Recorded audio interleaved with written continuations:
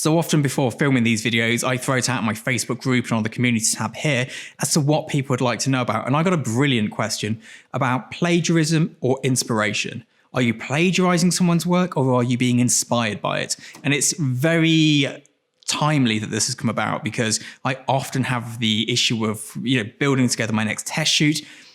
The first thing I do is look at other people's work. And from that, I go, oh gosh, I really like this style of work and this style of work. Let's throw them together. I like the concept of this shot, but the style of that shot. What if I merge the two together? And this then brings the problem of, well, is it my work? Is it my idea? I mean, it's not originally my idea, but then it wasn't originally their idea. And it brings this really tricky sort of narrative about. So I get the same when I used to run workshops. I'd often set the lighting up, I'd get the model in, and then people go, can I share these images? Are they mine? And as far as I'm concerned, they absolutely were. Be right back. And then from an amateur and hobbyist perspective, I'd often get asked by people on my workshops, because I'd lit it and set everything up, is the image mine? Can I share it? Do I need to credit you? Now, personally, I don't need you to credit me. I'd love you to share it because you captured the moment. And I think if you look at that setting where I've sort of helped with the lighting, chose the model, chose the outfit, or whatever it may be, chose the food, chose the styling, I have had a lot of input on there. But let me take my professional work, because I don't do it by myself. An agency will tell me what I'm shooting. They'll have taken that inspiration from elsewhere. The stylist will have produced the work. The stylist food will have been produced by a home economist. The lighting may have been done by a lighting technician. The retouching will have been done by a professional retoucher. There'll be a digital tech here, an assistant here, perhaps a lighting assistant. There's a whole myriad of people involved in creating the final thing.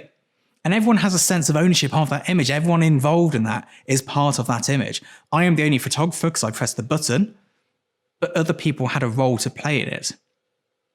Now, more recently, I've had people tagging me or messaging me on Instagram going, so-and-so's copied your work, where they've seen one of my pictures and they've tried to recreate it themselves. And I have two views on this. One is, go for it. Absolutely. I learned photography by copying other people's work. When I was into portraiture, I'd find an Annie Leibovitz photo and I'd try and copy it. Absolutely put it in my portfolio. And secondly, it's not theft. It's not theft of an idea. I was inspired by somewhere, they're inspired by somewhere, and someone might see their image and also go, I'm inspired by that to have a go at it myself, give it my own twist, have my own go at it. And I don't have a problem with that at all. What I do have a problem with is people saying it's their own idea, is people making out like they had this great original idea. So I took a photograph of some basil leaves. I got the idea from that from a previous test shoot we'd done, and that idea came from my stylist, and my stylist got that idea from somewhere else. And it's a long chain of events. The original one we did had a card in front of it, which was like a Pantone reference card with the herbs behind it, and didn't quite get it right. So we tried it again without it because the herbs are so luscious. But everyone's got a shot like that. The coffee bean shot, everyone has a shot just of a page of coffee beans. It's done. And I think it's so hard to come up with an original idea. And I don't believe that anybody watching this or anybody I watch or anybody I look at has ever had a truly original idea, because it would look mentally bizarre. Wouldn't it, Moggs? It would look so out there that everyone would poo-poo it and shoo it away. Everything is the sum of what you know. You can't imagine something that you don't have any context of. The only things you can imagine or think of are things that you already have a context of understanding. Moggy's using the toilet again. It's a busy day in there today. Now, on the flip side of this, I have had outright plagiarism from photographers. And I'm talking photographers literally downloading my work and putting it on their own website and saying they shot it. I had one photographer copy my portfolio exactly image by image with their own work and upload it. Do I care? Not really. It's not going to hinder my work. It's not going to affect my career. I try to think of income, and obviously, with a more American perspective, I could sue these people. It's not something we really do in the UK, but I could sue them in the UK as well. But I see it as two things. There's two types of income. There's positive income and negative income. Negative income, suing people, chasing debts, all that nasty stuff. I don't bother with that. The time and effort I could put into that, getting money that's been stolen from me, I'd much rather positively put it in something to make money that isn't yet mine, which is a good feeling and a nice accomplishment. I have stuff stolen all the time. It happens. I try not to worry about it.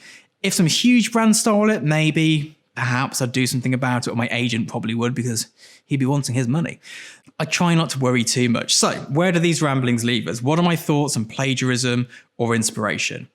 I think all inspiration must have a sense of plagiarism to it. And I think it's all about the way you do it. And You can take any one of my images and copy it for a sort of technical test, or you can take any one of my images and put your own slant on it, your own perspective, your own opinion. And I will be absolutely flattered by the fact that anybody would want to do that.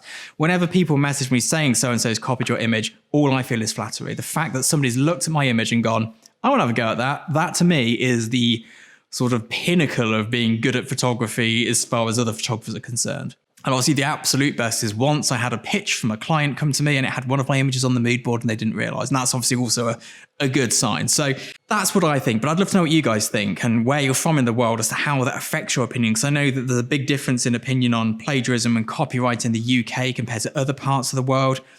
China has a very different opinion on it. America has almost the exact opposite opinion as China. So it'd be great to hear what your views are on where you're from. So do let me know in the comments below. Let me know if you've ever had your work plagiarized and how it made you feel. If you're into commercial photography, the channel's normally looking at that and having a business in there, getting agents, how to do particularly advanced lighting. Do hit subscribe and I'll see you all next time. Bye-bye.